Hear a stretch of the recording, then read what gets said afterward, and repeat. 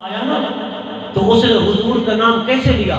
معاذ اللہ ثم معاذ اللہ، میں تو اس طرح لینا بھی گوارا نہیں کرتا، میرا دل گوارا نہیں کرتا کہ اس طرح لوں۔ حضور کا سمپل سا نام لیا، قلندر لاہوری میں جوش آ گیا۔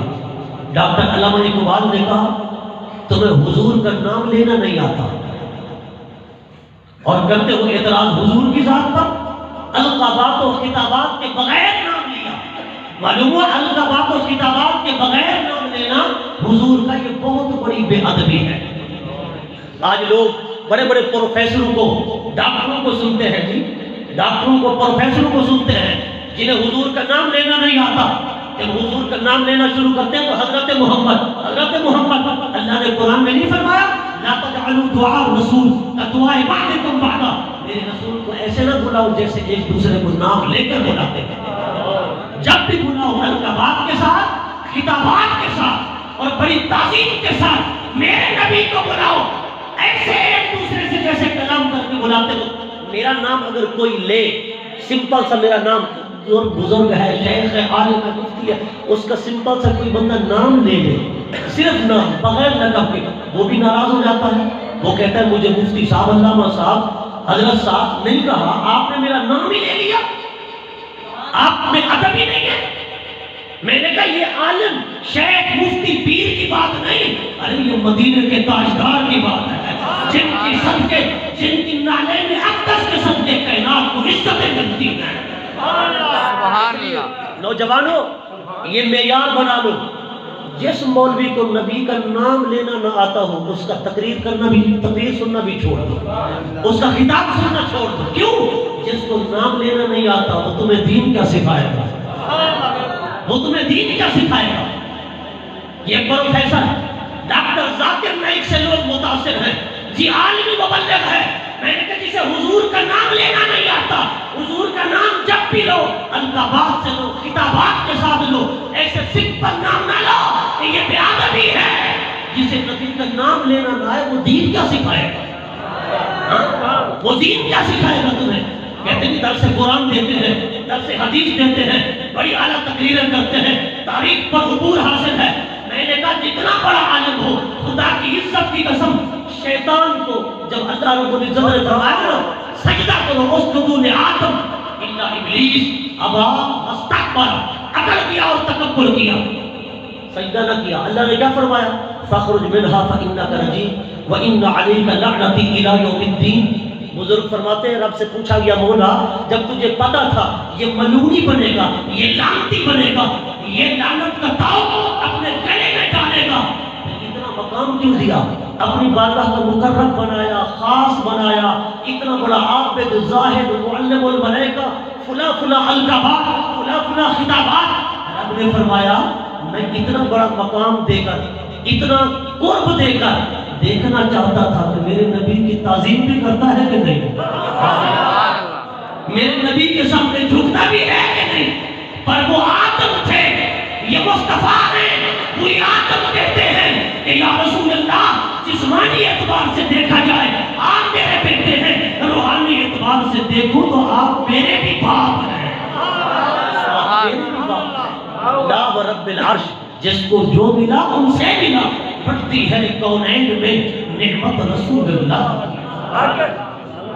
یہ تو جانتے ہیں جی، سب انبیاء جانتے ہیں، ہمیں رسالت و نبوت میں ملی ہے تو حضور کا صدقہ ہے۔ وہ جہنم میں گیا جو ان سے مستغنی ہوا، اے خلیل اللہ کو حاجت رسول اللہ۔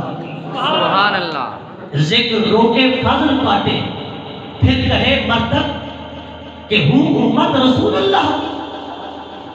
ذکر روکے فضل کاٹے، نفس کا جویاں رہے، پھر کہے مردک کہ ہوں امت رسول اللہ کی۔ فرمایا کہ ایسا امت ہی کیسے ہو سکتا ہے جس کو نبی کی بارگاہ میں ادب نہیں پتہ نہ ہو، حضور کی تعظیم کیسے کرنی ہے۔ حضرت سیدنا صدیق اکبر حضور کے ظاہری پردہ فرمانے کے بعد جب آپ حضور کے جانشین بنے، خلیفہ اول بنے، حضرت ابوبکر صدیق اس زینے پر نہیں بیٹھے ممبر کے جہاں حضور بیٹھتے تھے، سبحان اللہ، نیچے بیٹھے۔ پوچھا گیا ابوبکر وہاں کیوں نہیں بیٹھے؟ حضرت صدیق اکبر نے کہا ابن ابی قحافہ کی کیا جرأت ہے کہ حضور کی برابری کرے۔ جب حضرت عمر خلیفہ بنے، آپ وہاں نہیں بیٹھے جہاں ابو بکر بیٹھتے تھے، آپ اس سے اوپر والی سیڑھی جہاں حضور بیٹھتے تھے وہاں بیٹھے۔ حضرت عمر سے پوچھا گیا آپ نے ایسا کیوں کیا؟ آپ نے فرمایا حضور کی سیڑھی پر بیٹھوں گا، کوئی سوچے گا کہ نہیں کہ یہ حضور کے برابر ہے، کیونکہ میں تو دوسرا خلیفہ ہوں نا، دوسرے نمبر پر ہوں، کوئی سوچے گا بھی نہیں کہ میں حضور کے برابر ہوں۔ اور صدیق کی زینے پر سیڑھی پر اس لیے نہیں بیٹھا کہ کوئی یہ نہ کہے کہ عمر ابو بکر کے برابر ہو گیا۔ فرمایا عمر کی کیا جرأت ہے صدیق کی برابری کرے؟ جب حضرت عثمان آئے آپ نیچے والی تیسری اور پہلی سیڑھی پر بیٹھے، آپ سے پوچھا گیا آپ نے ایسا کیوں کیا؟ فرمایا میں اوپر بیٹھتا تو کوئی کہتا عمر کے برابر ہے، نیچے بیٹھتا کوئی کہتا ابو بکر کے برابر ہے، میں تیسری پر بیٹھا ہوں، کسی کو شبہ ہی نہ ہو کہ یہ عمر کے برابر ہے یا ابو بکر کے برابر ہے۔ عثمان کون ہوتا ہے؟ ابو بکر و عمر سے برابری کرنے والا۔ سبحان اللہ، سبحان اللہ۔ اور جب مسلح پر کھڑے ہوئے صدیق اکبر تو مسلح پیچھے کھینچ لیا، کیا کھینچ لیا؟ پیچھے کھینچ لیا، اور حضرت سیدنا صدیق اکبر پیچھے کھڑے ہوئے سجدہ وہاں پر کیا جہاں سرکار کے قدمین تھے، جہاں حضور کے قدمین تھے وہاں پر سجدہ کرتے، اور مسلح پیچھے کھینچ لیا تاکہ حضور کے قدموں پر میرے قدم بھی نہ آئیں، اگر آئے تو میرا ماتھا آ جائے، میرا سر آ جائے۔ ارے یہ ہے ادب رسالت محمد صلی اللہ علیہ وسلم۔ اور حضرت امام مالک بن انس جب مدینہ کی گلیوں میں چلتے، کبھی دائیں طرف کبھی بائیں طرف، بالکل دیواروں سے چپک کر چلتے، آپ سے کہا گیا راستے کے درمیان میں کیوں نہیں چلتے ہو؟ کھلا راستہ ہے، صاف اور ستھرا ہے۔ آپ کہتے یارو ڈرتا ہوں کہ حضور کے قدم پر میرا قدم نہ آ جائے، سبحان اللہ، حضور کے قدم پر میرا قدم نہ آ جائے۔ حضرت امام مالک بن انس حدیث پاک پڑھاتے، زبان پہ ہوتا کالا کالا، رسول اللہ صلی اللہ علیہ وسلم فرمایا زبان پہ کالا کالا ہوتا، سر پاؤں کے قریب تک جھک جاتا تھا، اور کالا کالا رسول اللہ زبان پر جاری ہوتا تھا۔ سبحان اللہ، سر پاؤں تک جھکا دیتے، سامنے گنبد خضرا ہوتا۔ ایک مرتبہ حدیث پاک پڑھا رہے تھے، آپ کے چہرے کا رنگ متغیر ہوتا رہا۔ شاگرد نے بعد آج ختم درس حدیث پوچھا حضور وجہ کیا تھی؟ آج چہرے کا رنگ متغیر ہوتا رہا۔ آپ نے فرمایا بیٹا یہ بات بتانے کی نہیں دیکھنے کی ہے، ذرا پیچھے آؤ نا، میری پیٹھ سے کپڑا اٹھاؤ۔ جب شاگرد نے کپڑا اٹھایا 70 ڈنگ بچھو لگا چکا تھا، آپ کے پشت مبارک زخموں سے چھلنی ہو چکی تھی۔ شاگرد کی چیخ نکل گئی، عرض کی حضور آپ ہمیں بتاتے ہم بچھو کو مار ڈالتے۔ آپ نے فرمایا بیٹا بیٹھ جا، تجھے پتا نہیں حدیث رسول پڑھا رہا تھا، ایک طرف حدیث رسول کا ادب تھا، دوسری طرف مالک کی جان تھی۔ مالک نے کہا جان جاتی ہے چلی جائے پر حدیث مصطفیٰ کا ادب نہ جائے، سبحان اللہ، حدیث مصطفیٰ کا ادب نہ جائے۔ سبحان اللہ۔ امام بخاری شاگردوں کو حدیث پڑھاتے، فرماتے ہو بیٹا جہاں تم بیٹھے ہو، جہاں تم بیٹھے ہو یہ مسند صحابہ ہے، جہاں میں بیٹھا ہوں یہ مسند رسول اللہ ہے، سبحان اللہ، مسند رسول اللہ ہے۔ میں نے کہا صحابہ نے اتنا ادب کیا ہے، اتنا ادب، تو خدا کی قسم پھر مقام بھی تو پایا ہے۔ سبحان میں نے ایسے تو نہیں ملتا نا، ادب بھی کریں پھر انظرنا یا رسول اللہ بھی کہیں، تو وہ جو نظر پڑے گی ایک ادب والے پر آئے، سبحان اللہ، ادب والے پر، ادب والا شاگرد ہو استاد کی نگاہ سے فیض زیادہ پاتا ہے، ادب والا مرید ہو فیض زیادہ پاتا ہے۔ میں نے کہا خدا کی قسم یہ مدینے کا فیض ہے جو صحابہ میں بٹا ہے، صحابہ کے صدقے ہمیں عطا ہو گیا ہے، ہمیں مل رہا ہے۔ مولا علی کرم اللہ تعالی وجہ الکریم جب حضرت مولا علی کو حضور نے فرمایا نا علی میرے بستر پر سو جاؤ، میں جو ہے ہجرت کر رہا ہوں، مکہ سے مدینہ جا رہا ہوں، آپ میرے بستر پر سو جاؤ۔ حضرت علی بستر پر سو گئے، سرکار اپنے گھر مبارک سے باہر تشریف لائے۔ صحابہ کہتے ہیں روایات میں آتا ہے، مورخین سیر نگاروں نے لکھا 40 کافر نبی پاک کے گھر کا محاصرہ کر کے کھڑے ہوئے تھے، جن میں ابو جہل ہے، ابو لہب ہے، عتبہ ہے، شیبہ ہے، 40 کافر ہیں، ان کی 80 آنکھیں ہیں۔ میرے نبی جب گھر سے باہر آئے نبی پاک برقع پہن کر نہیں آئے، چھپ کر نہیں آئے، پتلی گلی سے نہیں نکلے، شارع عام سے نکلے، سب کے سامنے نکلے، سر عام تشریف لائے، کھلے بندوں تشریف لائے۔ سبحان اللہ۔ لیڈر ہو تو ایسا ہو، وہ کوئی لیڈر ہے؟ ارے ویسے تو مجاہد کہلوائے، اگر وقت آئے تو پھر برقعے پہن کے نکلے۔ نڈر اور بے باک لیڈر ایسے نہیں ہوتے جو برقعے پہن کے نکلے۔ میرا نبی برقعے پہن کر نہیں آیا، سریعام آیا، سب کے سامنے 40 کافر 80 آنکھیں، مگر کسی کافر نے نہ دیکھا۔ میر عبدالوحید بلگرامی نے لکھا، جن کی کتاب کا نام سبع سنابل شریف ہے، سبع سنابل شریف وہ کتاب ہے، اعلیٰ حضرت امام احمد رضا خان فاضل بریلوی نے اپنے فتاوی الرضویہ میں لکھا کہ یہ وہ کتاب ہے جس کو نبی پاک کے ہاتھوں میں دیکھا گیا، حضور کے ہاتھوں میں دیکھا گیا۔ سبع سنابل شریف میر عبدالوحید بلگرامی نے لکھا، وہ 40 کافر 80 آنکھیں، مگر کسی آنکھ نے نبی پاک کو نہ دیکھا۔ جب حضور پہنچے نا صدیق کے گھر، صدیق دروازے پر کھڑے انتظار کر رہے تھے۔ حضور پہنچے تو ابو بکر نے کہا آقا چلیے، سبحان اللہ۔ آقا چلیے۔ حضور نے فرمایا ابو بکر تجھے کس نے بتایا کہ میں آ رہا ہوں؟ ابو بکر نے کہا آقا یار میرے گھر آئے اور مجھے پتہ بھی نہ ہو کہ یار آ رہا ہے، سبحان اللہ۔ یار آ رہا ہے، مجھے پتہ بھی نہ ہو۔ میں نے کہا 40 کافر 80 آنکھیں، مگر نہ دیکھ سکے، نبی درمیان سے گزرتے چلے گئے۔ صدیق کا گھر چوتھی گلی میں تھا، سبحان اس اللہ۔ آنکھ سے نہیں مگر اس آنکھ سے دیکھ لیا۔ سبحان اللہ۔ محبت سچی ہو تو نبی نظر آ جاتا ہے۔ ہم کہتے ہیں نا محفل میلاد میں حضور تشریف لاتے ہیں، ویسے ہمارا عقیدہ ہے الحمدللہ روحانی اعتبار سے سرکار موجود ہے۔ کیوں؟ حاضر ناظر کا مفہوم یہی ہے، حاضر ناظر کا مفہوم بھی یہی ہے کہ نبی پاک روحانی اعتبار سے جلوگر ہے، جسمانی اعتبار سے چاہیں تو آ سکتے ہیں، بے شک۔ اگر چاہیں تو آ سکتے ہیں۔ یقیناً آپ ہر عاشق کے گھر تشریف لاتے ہیں، میرے گھر میں بھی ہو جائے چراغ یا رسول اللہ۔ لوگ کہتے ہیں حضور کیسے نظر آتے ہیں؟ وہ تو معاذ اللہ مردہ ہیں، مر گئے، نقل کفر نہ باشد، کیا مردہ بھی نظر آتا ہے؟ میں نے کہا نادان، اگر تجھے نظر نہیں آتا اپنا خون ٹیسٹ کرا، کہیں تیرا رشتہ ان سے تو نہیں ملتا جن کے درمیان سے نبی گزر جاتا ہے، نظر ہی نہیں آتا۔ میں نے کہا صدیق کو کیسے نظر آ جاتے ہیں، ہمارے بزرگوں کو نظر آ جاتے ہیں۔ میں نے کہا پیسے میں دیتا ہوں، ٹکٹ کٹا، گولڈا کی سرزمین پر چلا جا اور تاجدار گولڈا سے پوچھ اے میرے علی بتاؤ آپ نے جو کہا اس صورت میں جانا تھا کہ جانے جہانا تھا، بتاؤ کون سی صورت دیکھی، مردہ دیکھا یا زندہ؟ سبحان اللہ۔ مردہ دیکھا یا زندہ؟ وہ تو مردہ کی رٹ لگائے پھرتا ہے، پوچھ میرے علی سے اور پوچھ پیر سیال سے۔ پیر سیال نہیں رہا، جب نماز پڑھتے ہوئے آپ حضور کا دیدار کرتے، سلام پھیر دیتے۔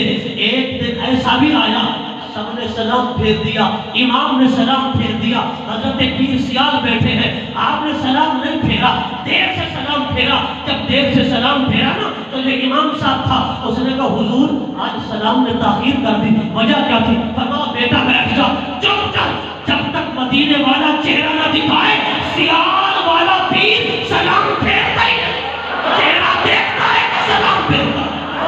سبحان اللہ۔ ہمارا چہرہ دیکھتے ہیں پھر سلام پھیرتے ہیں۔ سبحان اللہ۔ میں نے کہا تجھے نظر نہیں آتے تو تیرا اپنا قصور ہے، ورنہ ہمارے بزرگوں نے تو دیکھا ہے، ہمارے بزرگوں نے تو دیکھا ہے۔ خدا کی قسم حضور کا ادب سیکھ، جب ادب سیکھ جائے گا تو سرکار نظر بھی آ جائے گی۔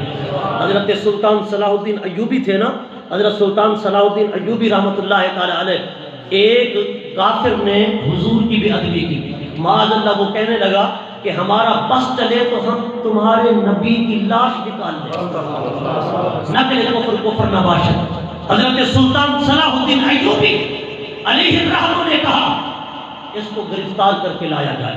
حالانکہ بڑے بڑے قیدی آتے، رحم دلی کا مظاہرہ کرتے، نرمی کا مظاہرہ کرتے، کبھی کسی قیدی کافر پر صلاح الدین ایوبی کی تلوار نہیں چلی، لیکن جب وہ آیا نا بے ادب، حضرت سلطان صلاح الدین ایوبی نے کہا کہ اے فوجیوں ایک طرف ہو جاؤ، اب سلطان صلاح الدین اپنی تلوار سے خود اسے قتل کرے گا۔